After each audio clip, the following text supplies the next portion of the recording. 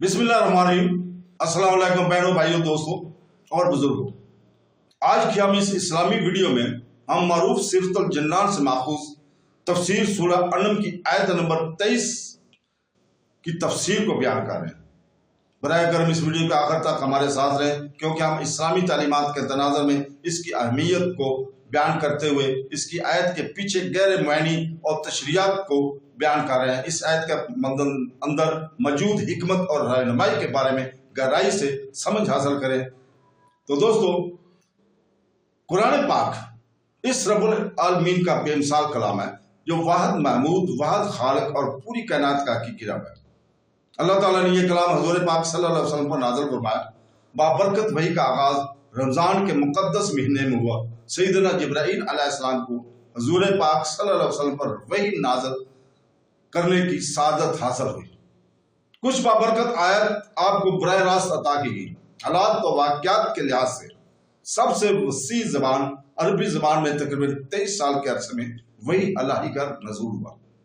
रवायत में है कि सूरह अनम हुज़ूर पाक सल्लल्लाहु अलैहि वसल्लम पर यकमुश्त एक ही दफा नाज़िल हुई, जब वो अपनी ऊँटनी के ऊपर सफर कर रहे थे।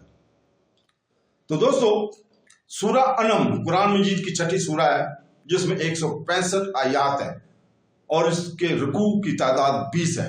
कुरान मजीद में सूरह फातिहा, सूरह अल बकरा, सूरह अल इमरान, सूरह अन-निसा और सूरह अल माइदा के बाद तरतीब से आने वाली ये सूरह वाज़ा मौज़ूआत पर मरकूज है। सूरह अनम के फ़ायद में माफ़ी और खुशकिस्मती शामिल है।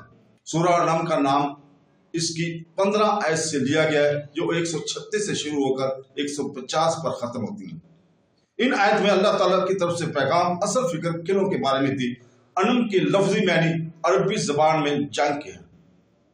नुज़ूल के वक़्त 70,000 के करीब फरिश्ते इस सूरत के साथ अल्लाह की तस्बीह करते हुए आए थे। ये सूरह अनम के फ़ायद का सिर्फ आगाज़ है। जो कोई भी इस सूरत को पढ़ता है, वो 70,000 फरिश्ते इसके लिए दुआ करना शुरू कर देते हैं, ताकि इसकी तमाम परेशानियां दूर हो जाए।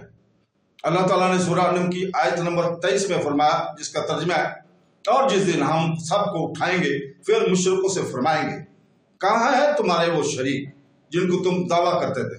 फिर इनकी कुछ बनावट न रही मगर ये कि बोले, हमें अपने रब अल्लाह की कसम कि हम मुशरिक ना थे। देखो कैसा झूठ बांधा खुद अपने ऊपर और गुम गई इनसे जो बातें बढ़ाते थे।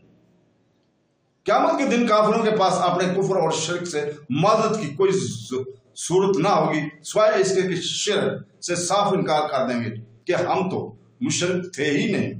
इनके मुतल्लिक़ अगली आयत में फरमाया गया कि ऐ हबीब सल्लल्लाहु अलैहि वसल्लम, देखो अपने ऊपर उन्होंने कैसा झूठ बांधा कि उम्र भर के शिर्क से ही मुकर गए।